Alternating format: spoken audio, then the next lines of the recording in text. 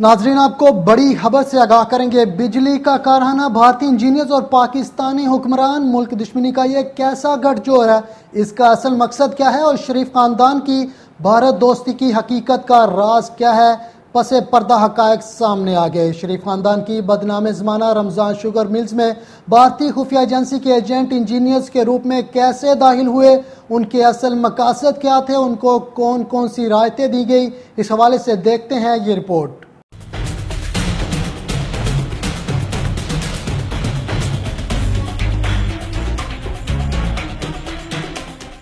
बिजली का कारखाना, भारतीय इंजीनियर और पाकिस्तान हुक्मरान, मुल्क दुश्मनी का ये कैसा गठजोड़ है और इसका असल मकसद क्या है? हुक्मरानों की भारत दोस्ती की हकीकत क्या है? इसका पर्दा आखिरकार चाक हो ही गया।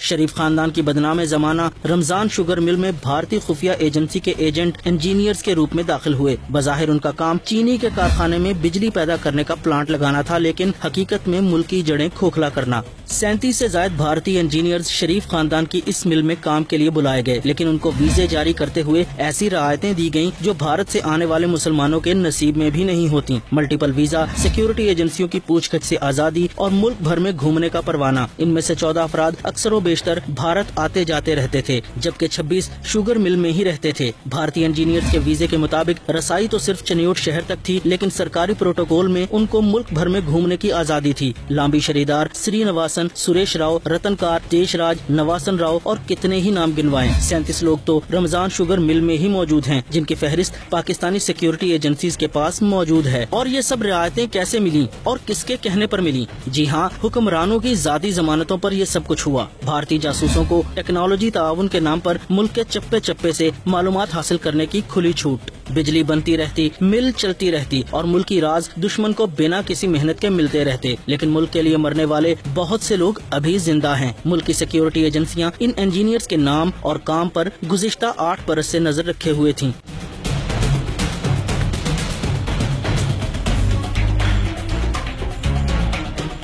शरीफ फैमिली की एक और शुगर मिल से 2 भारतीय इंजीनियर धर लिए गए, जो बदनाम जमाना भारतीय खुफिया एजेंसी के लिए क्या काम कर रहे थे और कब से कर रहे थे, क्या क्या राज पहुंचा चुके थे, उनका नेटवर्क क्या है। कई सवाल पूछे जाएंगे और कई राजों से पर्दा उठेगा। 2 भारतीय एजेंट तो पकड़े गए, लेकिन अभी 35 और भी हैं जिनको शरीफ खानदान की खुसूसी हदायत पर सहूलतें भी मिली। रायतें उनका भी मुकद्दर बनी। एक बड़ी मिसाल एक ऐसे इंजीनियर की है जिसको शरीफ खानदान के दबाव पर 10 बरस का मल्टीपल वीजा जारी हुआ। पाकिस्तान भर में घूमने की खुली छूट दी गई। भारत आने जाने की भी आजादी मुयस्सर है। इन हालात में भारतीय बाशिंदे जो इंजीनियर्स के नाम पर जासूसी का घिनौना खेल खेल रहे हैं, इनका भारतीय एजेंसी के साथ तो ताल्लुक समझ में आता है, लेकिन हुक्मरान जमात के करता धरता खानदान की बगल में ये सब कुछ कैसे हो रहा था और कब से हो रहा था? नवाज शरीफ भारत जाएं तो जंदल खानदान की दावतें उड़ाएं और पाक भारत ताल्लुकात की कशीदगी के बावजूद वजीर आजम की नवासी की शादी में मोदी मेहमान बनकर आए। और अब रमजान शुगर मिल में रॉ के नेटवर्क की मौजूदगी इस बात का खुल्लम खुल्ला सबूत है कि जाती उमरा से आने वाले शरीफ खानदान की अपने आबाई वतन से मोहब्बत